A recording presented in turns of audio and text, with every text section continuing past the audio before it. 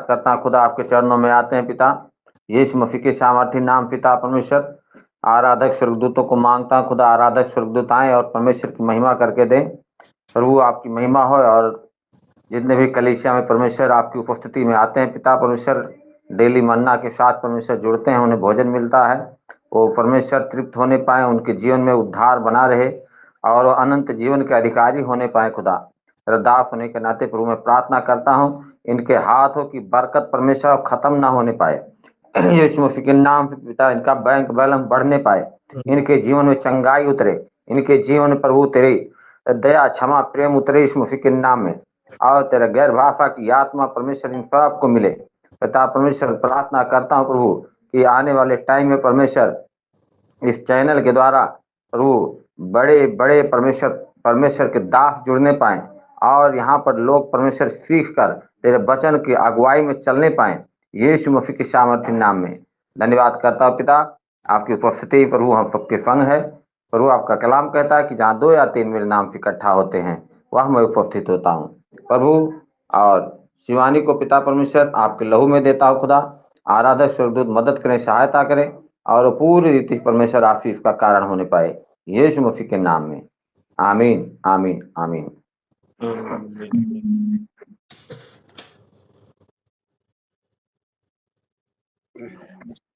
धन्यवाद प्रभु, धन्यवाद धन्यवाद धन्यवाद। Hallelujah hallelujah. सब शक्तिमान परमेश्वर होगा खुदा। आइए यीशु का नाम सुखदाई, भजन करो भाई, ये जीवन दो दिन का। यीशु का नाम सुखदाई, भजन करो भाई, ये जीवन दो दिन का। जीवन है माटी का पुतला, जीवन है माटी का पुतला, पानी लगत घुल जाई, भजन करो भाई, ये जीवन दो दिन का। यीशु का नाम सुखदाई, भजन करो भाई, ये जीवन दो दिन का। ये जीवन है चंदन की लकड़ी, आग लगत जल जाई, भजन करो भाई, ये जीवन दो दिन का। ये जीवन है घास का तिनका, ये जीवन है घास का तिनका, धूप लगत मुरझाई, भजन करो भाई, ये जीवन दो दिन का। ये जीवन है कागज की पुड़िया, हवा चलत उड़ जाई, भजन करो भाई, ये जीवन दो दिन का। धन्यवाद। जय मसीह। जय मसीह जय मसीह। प्रभु की एक छोटी सी स्तुति मैं भी लूँगा, और फिर बाद में हम देखेंगे कोई और जुड़ता तो उनको स्तुति का मौका देंगे। चलिए अपने आप को बंद करते हैं और प्रभु के चरणों में जाते हैं और स्तुति को गाते हैं। प्रभु का धन्यवाद करूँगा, प्रभु का धन्यवाद करूँगा, उसकी संगति में सदा रहूँगा, साथ चलूँगा मैं जय ज़रूर पाऊँगा, साथ चलूँगा मैं जय ज़रूर पाऊँगा, प्रभु का धन्यवाद करूँगा।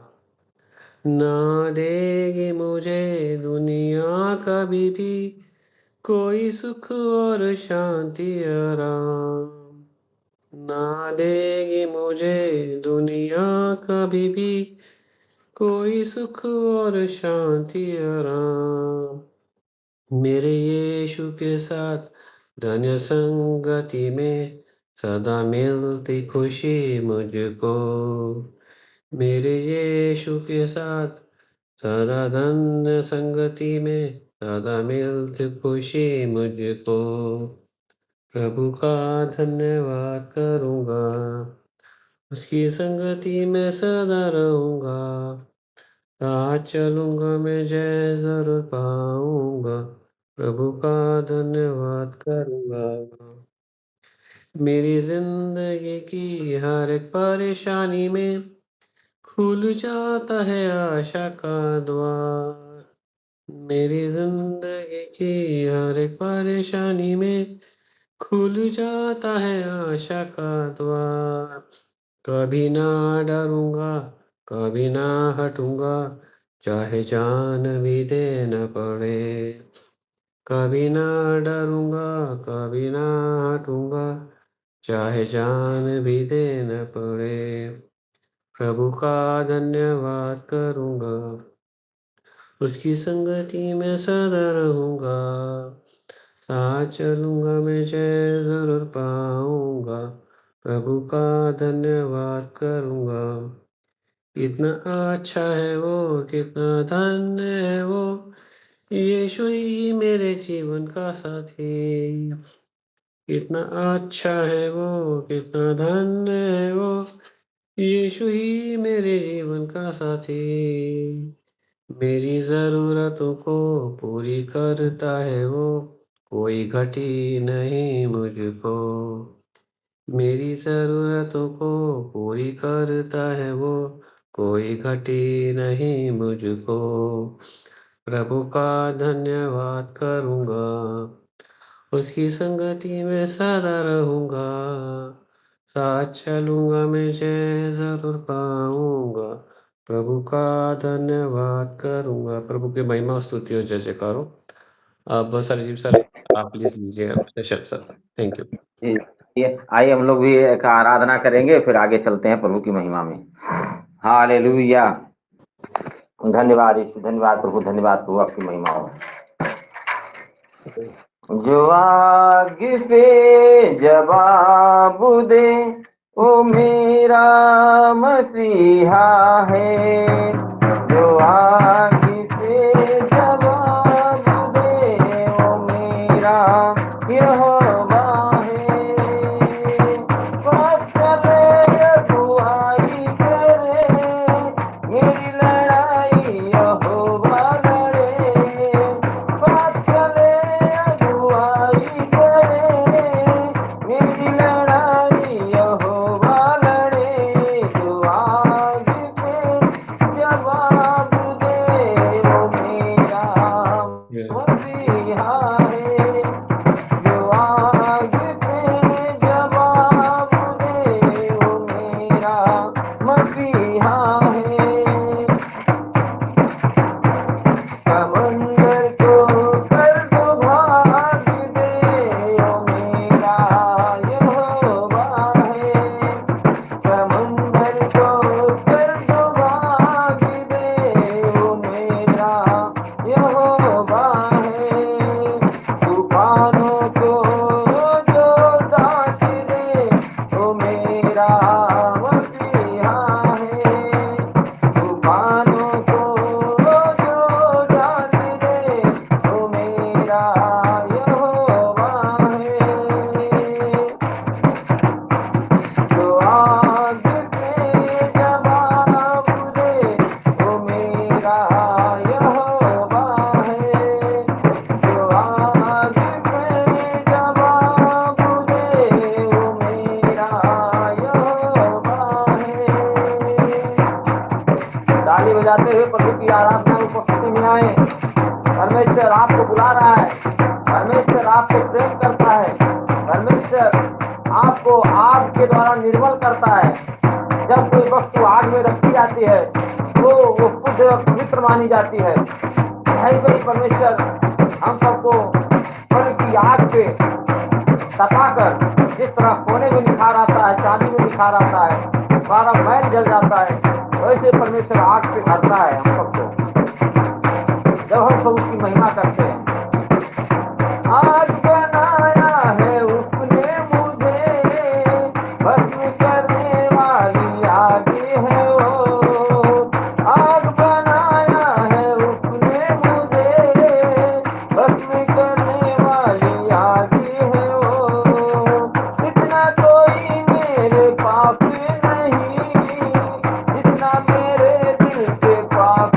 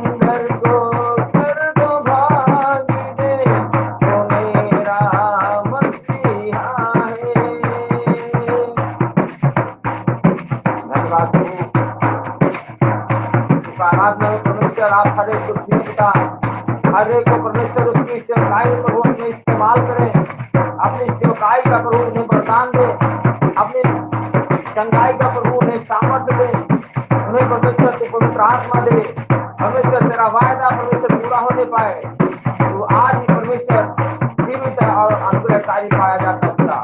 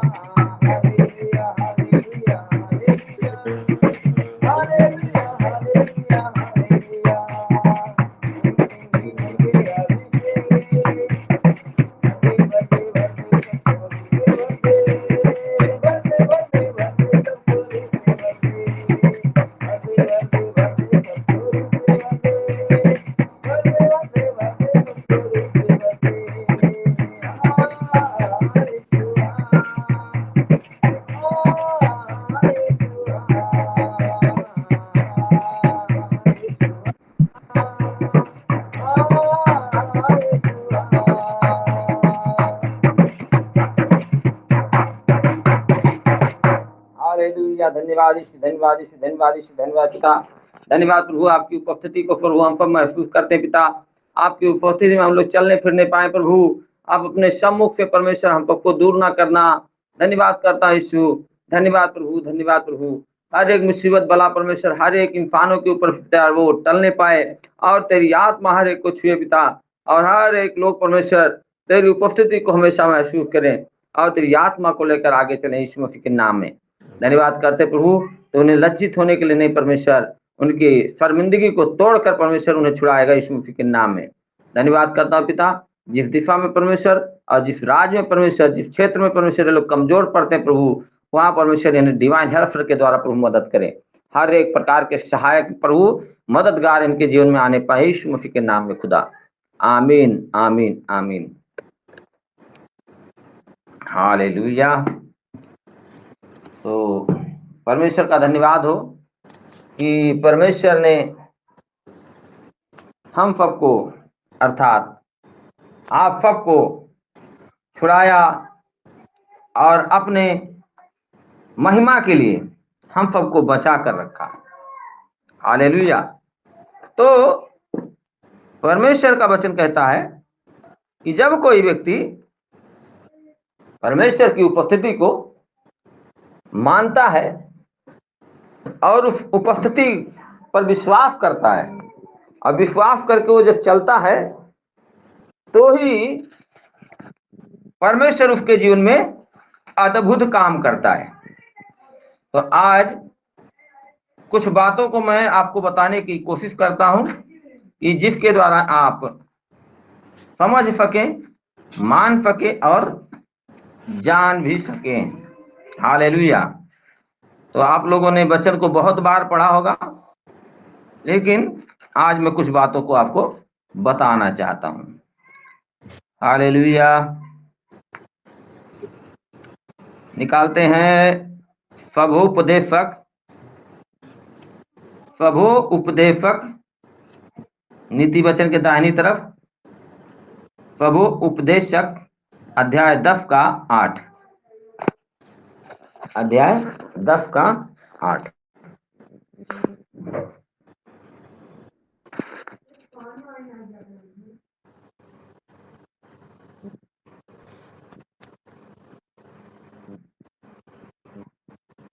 किसी को मिला?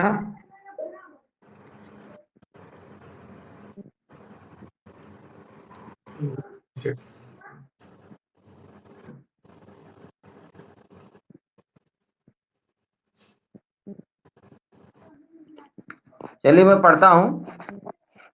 लिखा गया है, जो गड्ढा खोदे वह उसमें गिरेगा और जो बाड़ा तोड़े उसको सर्प डसेगा। हालेलुया। तो हम लोग इस वचन को जब देखते हैं तो वचन कहता है, और आजकल भी समाज में एक बात प्रचलित है कि जो कोई किसी के लिए गड्ढा खोदता है वो उसमें खुद ही गिर जाता है, और जो बाड़ा तोड़ता मतलब कि कोई जो जैसे कहते हैं कि नीलगाह और सांड और जैसे किसी के लिए मतलब जंगली जानवरों के लिए जो बाड़ा लगाया जाता है, और जो बाड़ा तोड़े मतलब कि जो उस निशान को नाक जाएगा, जो उस रेखा को नाक जाएगा, तो उसको क्या होगा? सर्प डसेगा। हालेलुया। कहने का मतलब कि आत्मिक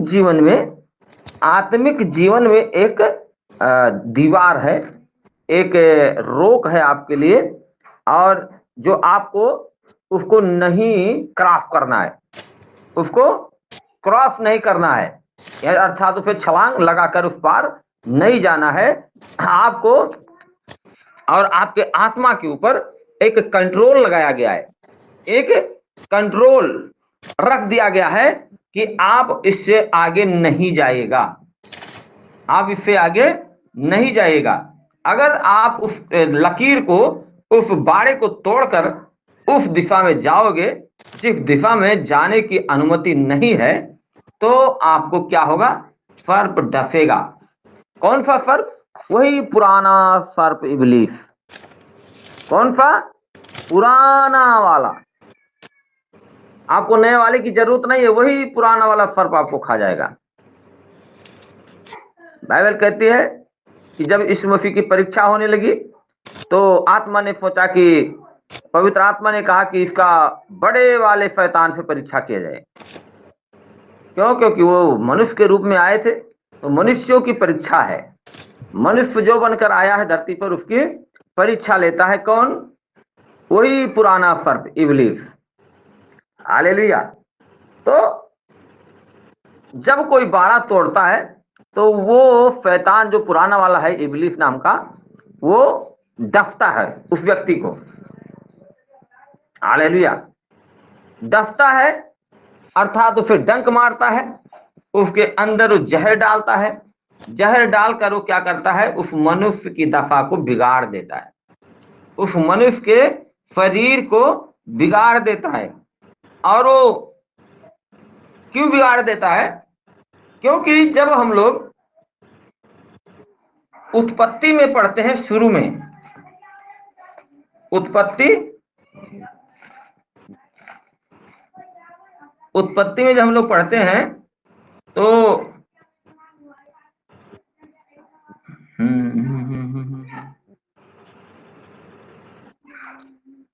बाइबल कहती है कि जब मनुष्यों का पतन हुआ अध्याय 3 में, तो वही पुराना सर्प जो था इब्लीस नाम का, वो क्या किया? 3:15 में हम लोग पढ़ते हैं, तो उसको एक वरदान मिल गया। उसको एक वरदान मिल गया। जैसे उत्पत्ति अध्याय 3 का 14-15, उत्पत्ति अध्याय 3 का 14 और 15 बाइबल में इस प्रकार लिखा गया, तब यहोवा परमेश्वर ने सर्प से कहा। किससे कहा? स्वर्गदूत से नहीं कहा बाबा, सर्प से कहा। और उस सर्प जो था उसके अंदर शैतान था, उसके अंदर शैतान था। और वो शैतान कहाँ चढ़ गया? सर्प का शरीर लेकर कहाँ चढ़ गया? स्वर्ग में चढ़ गया, वो अदन की वाटिका में चढ़ गया। और अदन की वाटिका में जाकर वहां आदम और हव्वा को पाप में गिरा दिया। पाप में गिराने के बाद क्या हुआ कि उसके ऊपर परमेश्वर ने कुछ श्रापित चीजें डाली, श्रापित चीजों को डाला। मनुष्यों को भी श्रापित किया और शैतान को भी श्रापित किया। हालेलुया। कैसे श्रापित किया? परमेश्वर यहोवा ने सर्प से कहा, तूने जो यह किया है इसलिए तू सब घरेलू पशुओं और सब बनेले पशुओं से अधिक श्रापित है। क्या है? श्रापित। श्रापित शब्द है ना, श्रापित है। तू पेट के बल चला करेगा। पहले क्या था? सांप खड़ा होकर चलता था। पहले के समय में जब परमेश्वर ने सारे कीड़े मकोड़ों को बनाया था तो सांप को भी बनाया था। और सांप क्या कर रहा था? खड़ा होकर चलता था, जिसको कहते हैं इच्छाधारी नाग नागिन। इच्छाधारी नाग नागिन आप लोगों ने कहानियों को देखा होगा बहुत सी जगह पे, और बहुत से फिल्मों में देखा होगा, धारावाहिक में देखा होगा। तो सांप क्या पहले था? खड़ा होकर चलता था, इंसानों की तरह, जैसे और जानवर खड़े होकर चलते हैं। लेकिन परमेश्वर ने उसे जो श्राप दिया तो कहता है कि तू जीवन भर तू पेट के बल चला करेगा। किसके बल? पेट के बल चलेगा और जीवन भर मिट्टी चाटता रहेगा। क्या चाटता रहेगा? मिट्टी। जब हम सबों को देखो शुरुआत करते हैं तो बाइबल कहती है कि जो बाड़ा तोड़ेगा उसको सर्प डसेगा। सर्प डसेगा कि मतलब उसके शरीर को वो टच करेगा, मनुष्यों के शरीर को टच करेगा। क्यों करेगा? क्योंकि उसके ऊपर एक श्राप है, उसके ऊपर एक श्रापित चीजें हैं कि वो बाइबल कहती है कि जीवन भर मिट्टी चाटता रहेगा, जीवन भर मिट्टी चाटता रहेगा। यानी कि शैतान को एक वरदान मिल गया, समझ लो, चाहे वरदान समझो। वो परमेश्वर का श्राप क्या हुआ? वरदान बन गया उसके जीवन में। अब वो क्या करता है कि अपने जीवन भर क्या करता है? मिट्टी चाटता है। और जीवित कैसे रहता है? मिट्टी चाट चाट कर जीवित रहता है। अब आप लोग दिमाग लगाइए कि मनुष्य का जो शरीर का रचना हुआ है, मनुष्य के शरीर का जो रचना हुआ है वो किससे बना है? किससे बना है?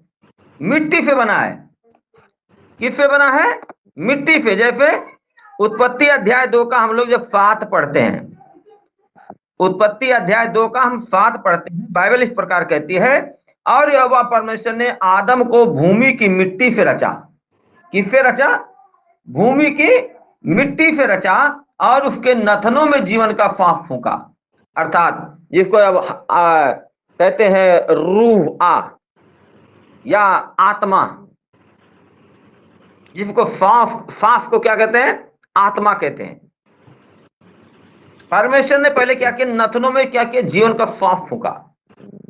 यहेजकेल की पुस्तक में हम लोग जो देखते हैं तो वहां पर जीवन यहेजकेल को एक भविष्यवाणी करनी पड़ती है कि अरे सांस तू आकर इनके अंदर समा जा। वहां आत्मा की बात नहीं होती है। उसी सांस को आत्मा भी कहते हैं, उसी सांस को रूह भी कहते हैं, उसी सांस को जीवन का सांस भी कहते हैं। और परमेश्वर ने आदम को किससे बना है? बनाया मिट्टी से रचा। और हम लोग क्या हैं? आदम के वंश हैं, अर्थात हम लोग भी मिट्टी से ही बनाए गए हैं, मिट्टी से ही बनाए गए हैं। और ये अधिकार, ये श्राप क्या था शैतान के ऊपर? सांप के ऊपर क्या था? कि तू जीवन भर मिट्टी चाटता फिरेगा, जीवन भर मिट्टी चाटता फिरेगा। अर्थात जो कोई व्यक्ति बाड़ा तोड़ देता है, परमेश्वर के आज्ञाओं का उल्लंघन करता है, परमेश्वर के नियमों में बनकर नहीं चलता, तो उसको क्या करता है? वो शैतान पकड़ता है, अर्थात डंक मारता है। वो मिट्टी चाटने का उसका काम है। तो कभी वो लीवर को खराब करता है, कभी किडनी को खराब करता है। क्यों? क्योंकि वो आपके अंदर चाटता है, मिट्टी को वो चाटता है।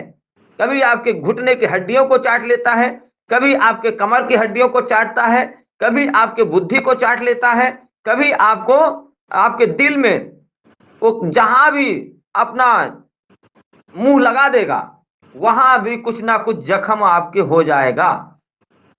कोई ना कोई पीड़ा, कोई ना कोई बीमारी, कोई ना कोई कुछ ना कुछ आपके अंग को खराब करने की कोशिश करता है। हालेलुया।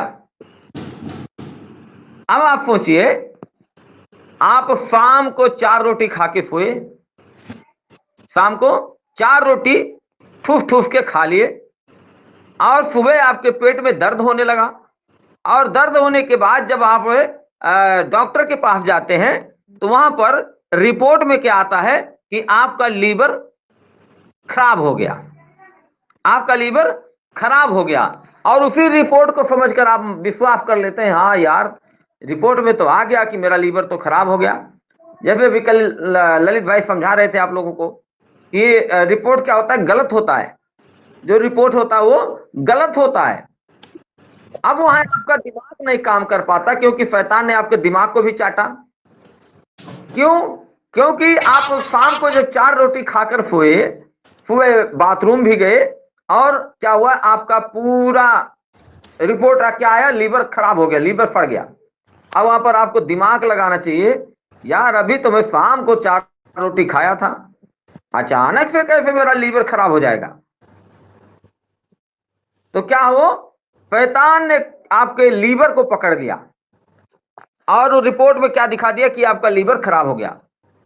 आपका किडनी, परमेश्वर ने 2 किडनियां दिया, एक इधर एक इधर, दोनों तरफ दिया है, कमर के आसपास में, पेट के आसपास। अब दोनों किडनियों को अगर कहा जाए कि ये दोनों खराब हो गई, अचानक से दोनों खराब हो गई, और लोग उस रिपोर्ट को देखकर मान लेते हैं। क्यों? क्योंकि जब कोई इंसान बाड़ा तोड़ता है, यानी कहीं ना कहीं वो आत्मिक पतन, आत्मिक पाप कोई व्यक्ति जब गुप्त में करता है, तो अक्सर करके या तो उसके बच्चों को दंड मिले, या तो उसको खुद मिले। ऐसा नहीं कि आपका 5 साल का बच्चा, अभी उसको कुछ पता नहीं है और उसके जीवन में कुछ ना कुछ खराबियां चल रही हैं, अर्थात कहने का मतलब माँ या बाप कहीं ना कहीं कोई ना कोई गलती करते रहते हैं, जो गलतियां पाप करते रहते हैं, गुप्त गोपनीय पाप, जिसका दंड बच्चों को भुगतना पड़ता है। बच्चे बीमार होंगे तो माँ बाप को भी परेशानियां आएगी, माँ बाप को भी टेंशन होगा। वो परमेश्वर बच्चों के द्वारा उनको दंड देता है। किसी किसी के बच्चे विकलांग हो जाते हैं, पैरालाइज हो जाता है, उठ बैठ नहीं पाते। बहुत से ऐसे समाज में बच्चे पड़े हैं, पैदा होते ही उनका कमर नहीं काम कर रहा, दिमाग नहीं काम कर रहा, हाथ पैर नहीं काम कर रहा, पड़े हैं बेचारे। और परमेश्वर ने जब मूसा से बात करता है तो मूसा कहता है, प्रभु मैं तो बोलने में भद्दा हूं, मेरा जीभ का जो है थोड़ा मैं तोतला बोलता हूं, आवाज मेरी साफ नहीं आती, मैं पढ़ा लिखा नहीं हूं। परमेश्वर उससे कहता है, अरे मनुष्य का मुंह, आंख, हाथ, पैर, नाक किसने बनाया? मनुष्य को अंधा, गूंगा, लंगड़ा कौन बनाता है? मेरे को छोड़कर और कौन बना सकता है? यानी परमेश्वर खुद जिम्मेदारी लेता है कि लूला, लंगड़ा, अंधा मैं ही बना देता हूं। अब बताइए छोटे छोटे बच्चों का क्या दोष होता है? लेकिन नहीं, हमारे तुम्हारे माँ बाप के पाप के कारण बच्चों के ऊपर श्राप आ जाता है और वो बच्चे लूले, लंगड़े, अंधे पैदा होते हैं। दाऊद राजा क्या था? दाऊद राजा ने बेविचार किया, बेविचार के द्वारा उस औरत के अंदर एक उसका गर्भ रह गया, उसका बच्चा रह गया था। और उस बच्चे के प्रेम के कारण दाऊद क्या किया, उसके बाप को भी मरवा दिया, उसके ओरिजिनल वाले पति को भी मरवा दिया।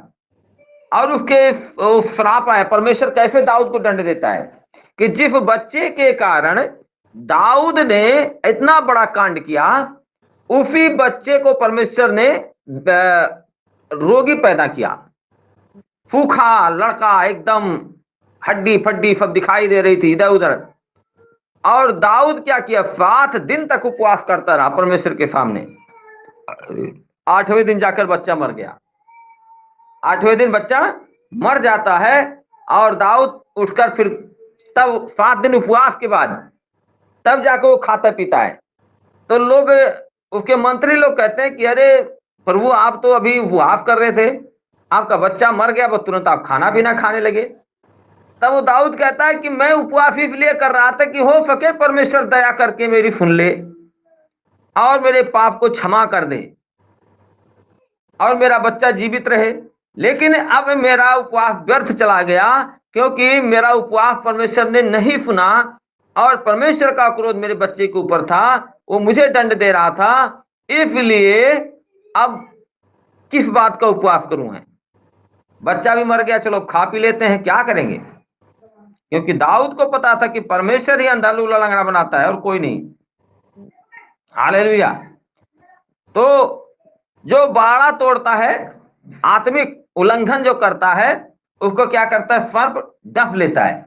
और जिसको सर्प डसता है उसका क्या होता है, पुर्जा शरीर का खराब होना शुरू होता है।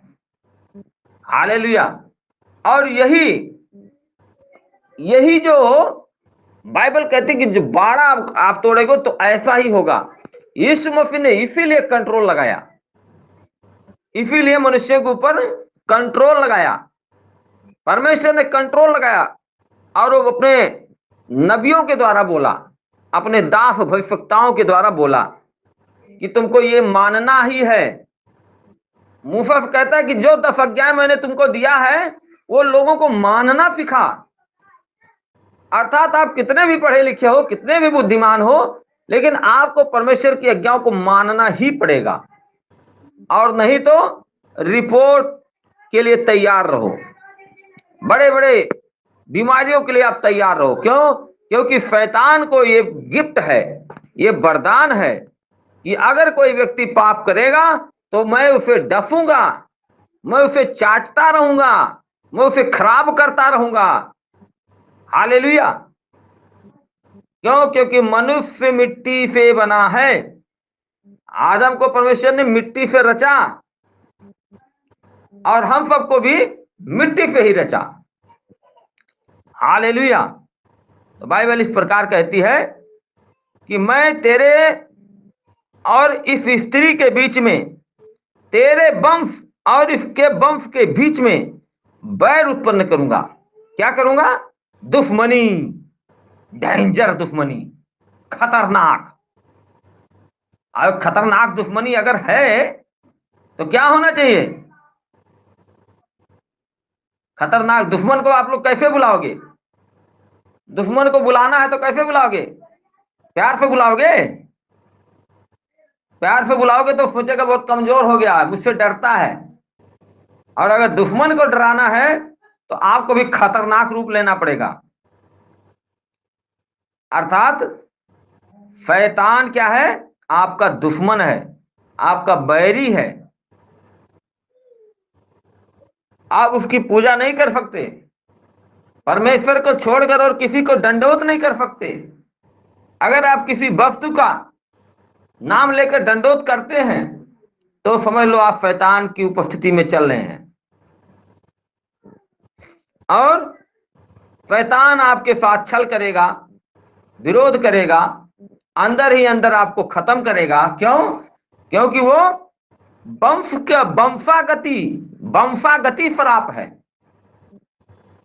जो आपके दादा के ऊपर था, परदादे के ऊपर था, या आपके ऊपर है, आपके बच्चों के ऊपर आएगा, आपके नाती पोतों पर आएगा, पनाती छनाती सब पर आएगा। क्या? दुश्मनी।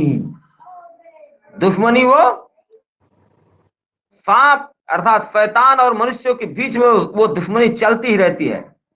और वो दुश्मनी क्या है?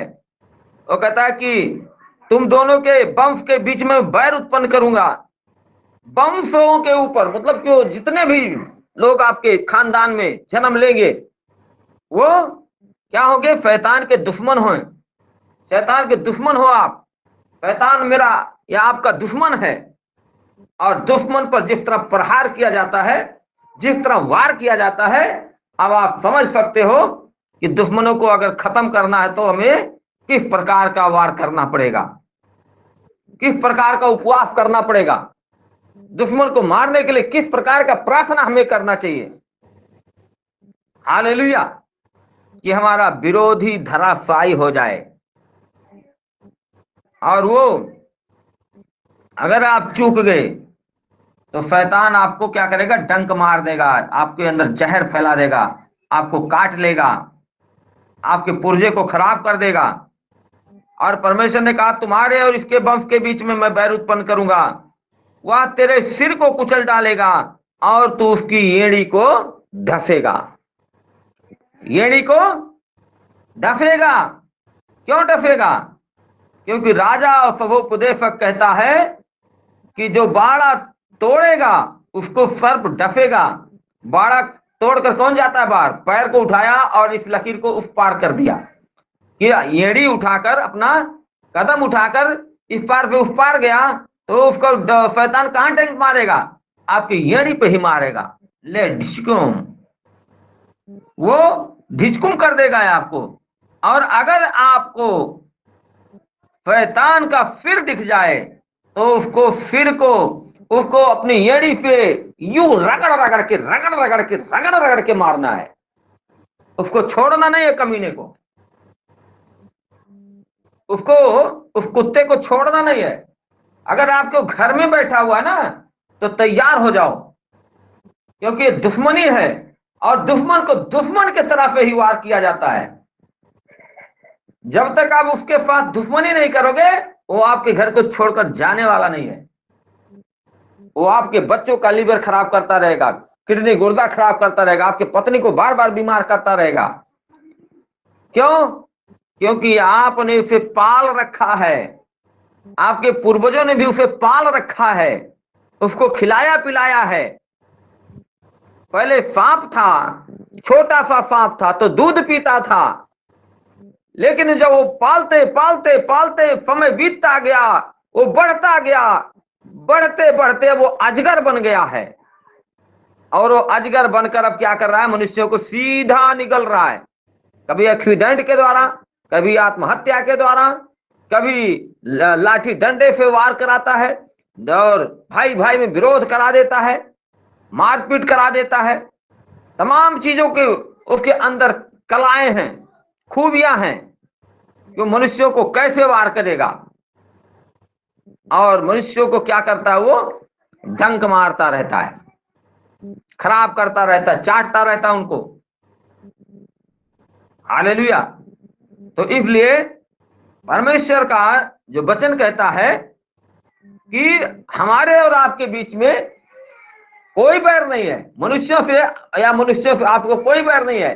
यीशु मसीह ने इसलिए कहा कि यदि तुम मनुष्यों के अपराध क्षमा नहीं करोगे तो तुम्हारे भी अपराध क्षमा नहीं किए जाएंगे। यानी मनुष्य का दुश्मन नहीं है, मनुष्य का दुश्मन आत्मिक दुनिया में नहीं है, लेकिन शैतान आपका दुश्मन आत्मिक भी है और शारीरिक भी दुश्मन है। वो आपके आत्मिक चीजों को भी खराब करेगा और शारीरिक चीजों को भी नुकसान पहुंचाएगा। हालेलुया। क्यों? क्योंकि बैर है, दुश्मनी है आपके अंदर। शैतान के प्रति नफरत होना चाहिए। बहुत से लोग क्या करते हैं, पूजा पाठ करते हैं, तमाम तरह के, कोई ये देवी, कोई वो देवता, कभी वो, ऐसे ऐसे करके बहुत से जगह पे वो शैतान पूजा करा रहा अपना,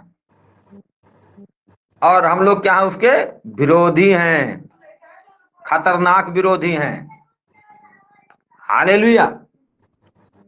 तो शैतान के ऊपर क्या है, मनुष्यों को क्या करता है, मिट्टी को चाटता है। अगर चूक गए तो एड़ी को डसेगा भी, एड़ी को डसेगा, छोड़ेगा नहीं वो। इसलिए आपको चूकना नहीं है और शैतान के सिर को कुचल देना है, शैतान के सर को कुचल देना है। क्यों? क्योंकि यदि आप कंट्रोल में रहोगे, कंट्रोल में रहोगे तो ही ये काम कर सकते हो।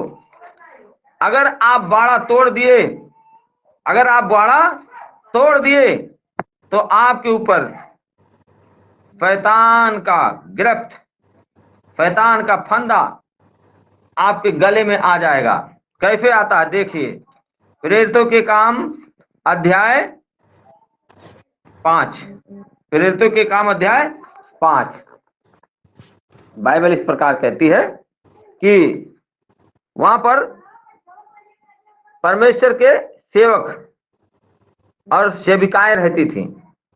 लोगों में एक प्रचार हुआ कि लोग अपनी अपनी संपत्ति में से कुछ चर्च में लाएं, अपने अपने संपत्ति को चाहे बेचे, चाहे घर को बेचे, चाहे जमीन को बेचे, और सब लोग लाएं ताकि परमेश्वर की सेवा किया जाए, परमेश्वर की सेवकाई को बढ़ाया जाए। क्योंकि अगर सेवकाई को बढ़ाना है तो पैसे की बहुत जरूरत होती है, पैसे की आवश्यकता बहुत होती है। क्यों? क्योंकि अगर आपको कहीं समझ लो पानी की टंकी रखवाना है, या नल गलवाना है, या कहीं बाथरूम बनवाना है, ये 150 लोग आते हैं तो एक स्वच्छ बाथरूम होना चाहिए, या बैठने का स्थान, कुर्सी टेबल, बहुत कुछ, हर जगह पैसे पैसे पैसे की जरूरत पड़ती है। सेवकाई में भी पैसे की जरूरत पड़ती है। वरदान फ्री है, वचन फ्री है, चंगाई फ्री है, सब कुछ फ्री है, लेकिन बैठने वाली कुर्सी फ्री नहीं है, गाड़ी पे चलने वाला पेट्रोल फ्री नहीं है, उसका सर्विस फ्री नहीं है। ये सब प्रार्थना से नहीं हो सकता। या आप प्रार्थना किए तो मिस्त्री मान जाएगा, प्रार्थना किए तो पेट्रोल टंकी वाला मान जाएगा। वहां पर आपको देना ही पड़ेगा। जो सरकार का है वो सरकार को दो, और जो परमेश्वर का है वो परमेश्वर को दो। तो यहाँ पर क्या हुआ कि सेवकाई चालू किया गया। कैसे चालू किया गया? हम लोग 4:32 से शुरुआत करते हैं। विश्वासियों का सामूहिक जीवन, सामूहिक जीवन। और विश्वास करने वालों की मंडली का एक चित्त और एक मन की थी। यहाँ तक कि कोई अपनी संपत्ति अपनी नहीं कहता था, परंतु सब कुछ साझे का था, परंतु सब कुछ साझे का था। और प्रेरित बड़ी सामर्थ्य से प्रभु यीशु के जी उठने की गवाही देते रहे, और उन सब पर बड़ा अनुग्रह था, उन सब पर बड़ा अनुग्रह था। और उनमें से कोई भी दरिद्र ना था। उनमें से अगर आपको अपने घर से गरीबी हटानी है तो प्रभु की सेवकाई को जरूर ध्यान देना पड़ेगा आपको। हालेलुया। और बाइबल इस प्रकार कहती है कि उनमें कोई दरिद्र ना था, क्योंकि जिनके पास भूमि या घर थे वह उसको बेच बेच कर बिकी हुई वस्तुओं का दाम लाते और उसे प्रेरितों के पांव पर रखते थे। प्रेरितों के पांव पर रखते थे अर्थात जो वचन को सुनाते थे, दुआ करते थे, अर्थात प्रभु के जो चेले थे उनके पांव पर लाकर रखते थे। अगर आप सोच लो कि अगर आपको बोला जाए कि आप अपनी जमीन को बेचकर 2 बीघा 4 बीघा जो खेत है उसको बेचकर पैसा लेकर आओ, पास्टर के कदमों पे रखो, तो आप सोचोगे यार कि 2 बीघा जमीन 10 लाख का है और 10 लाख लेके चलता हूं, पास्टर कहीं ऐसा ना हो बेईमानी कर ले, पास्टर ऐसा ना हो कहीं चोरी कर ले, या हमारा धन ही हड़प जाए और हमें कुछ ना दे। ये क्या है, शैतान के तरफ से आपके मन को खराब किया जाता है, आपके अंदर फक डालता है, पास्टरों के ऊपर फक डालता है। हालेलुया। आप सोचो जिसके पास एक घर था और वो अपना घर बेच दिया और घर का दाम लाकर कहां रख दिया, पतरस के पांव पर रख दिया, पतरस के पांव पर रख दिया कि ले भाई गुरुजी आया, पास्टर जी आपके सेवकाई के लिए मैंने इतना लाया है, इतना में ही जमीन बिका, इतने में ही घर मेरा बिका है, इसको आप रखिए, सेवकाई कीजिए, मैं कहां रहूंगा इसकी चिंता परमेश्वर करेगा। और बाइबल इस प्रकार कहती है कि उसमें से कोई भी गरीब नहीं था, कोई भी दरिद्र ना था, उनको बेच बेच कर बिकी हुई वस्तुओं का दाम लाते और प्रेरितों के पांव पर रखते थे और जैसे जिसकी आवश्यकता होती थी उसके अनुसार हर एक को बांट दिया करते थे, हर एक को बांट दिया करते थे। और यूसुफ नाम कुप्रुस का एक लेवी था जिनका नाम प्रेरितों ने बरनबा अर्थात शांति का पुत्र रखा था। उसकी कुछ भूमि थी जिसे उसने बेचा और दाम के रुपए लाकर प्रेरितों के पांव पर रख दिया। चेला ऐसे नहीं बना जाएगा, चेला बनने के लिए आपको समर्पण देना पड़ेगा। समर्पण, समर्पण जब दोगे तो परमेश्वर एक्सेप्ट करेगा कि हाँ अब ये मेरा चेला बनने के योग्य है, अभी मेरा चेला बनने के लिए तैयार है। हालेलुया। आपको परमेश्वर डाउन करेगा, जब आपको सेवकाई में लेना चाहेगा ना वो, तो आपको डाउन करेगा। हो सकता है कि 0 तक आपको अजमाए, वो 0 तक आ जाओ, 0 बैलेंस तक आ जाओ, और आपके वो बुद्धि और शक्ति की परीक्षा लेगा, तब जाकर वो चेला आपको घोषित करता है। हालेलुया। एक बार यीशु मसीह जा रहे थे और एक धनवान व्यक्ति, समझ लो एसी गाड़ी में चलने वाला, प्रभु यीशु से पूछता है कि प्रभु स्वर्ग जाने के लिए मैं क्या करूं? प्रभु ने कहा आज्ञाओं को मान, पड़ोसियों से प्रेम कर, माता पिता की आज्ञा को मान, परमेश्वर की आज्ञाओं को 10 आज्ञाओं को मान। वो कहता मैं तो बचपन से ही मानता हूं, मैं तो बचपन से ही मानता हूं। प्रभु का वचन कहता है कि प्रभु ने उसकी तरफ देखा, उससे प्रेम किया, उससे प्रेम किया कि मतलब कि वो आनंदित हुए कि हाँ ये बच्चा अपने माँ बाप के आदर करता है, सेवा करता है, परमेश्वर की आज्ञाओं को मानता है, परमेश्वर का भय है। तो उसने कहा कि प्रभु मुझे अनंत जीवन पाने के लिए हमें क्या करना चाहिए? अनंत जीवन पाने के लिए हमें क्या करना चाहिए? अर्थात अमर होने के लिए हमें क्या करना चाहिए?